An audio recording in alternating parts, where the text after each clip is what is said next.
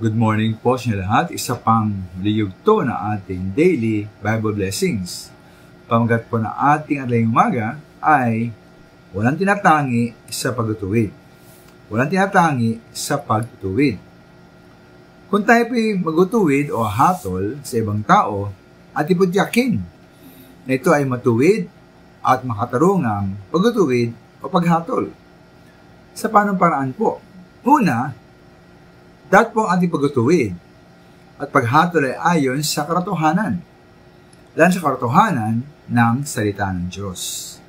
Halimbawa, ikaw ay isang pastor o mangaral at ang isang kamag-anak o miyembro ng iglesia o opisyal ng pamahalaan ay nagnakaw, dahil may turo ang sinabi sa Exodus chapter 20:15 na huwag kang magnanakaw. Sinabi niya sa Efeso 4:28 na magnanakaw ay huwag na magnakaw. At sa halip ay maghanap ng marangal na ikabubuhay para siya naman ang makatulong sa mga nangailangan.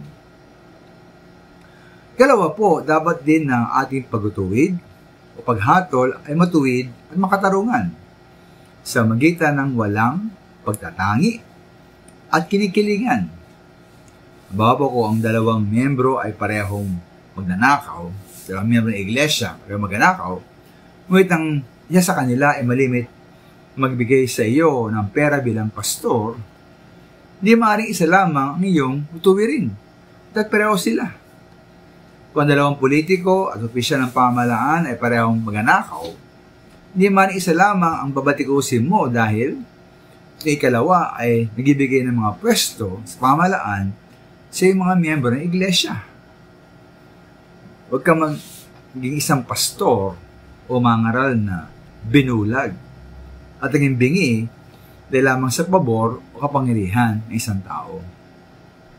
Sa Matthew 14 po, binatikos po ni John the Baptist si Herodes, na gobernador ng Galilea, na hindi matuwid na magsama sila ng asawa ng kanyang kapatid. Hindi po natakot si John the Baptist. At ang tapang at pagiging matuwid na ito ay nauwi sa kanyang kamatayan. Tayo po kaya ay tulad ni John the Baptist. Walang pinipilit, tinatangi, at lahat ay handang ituwid. Maraming salamat.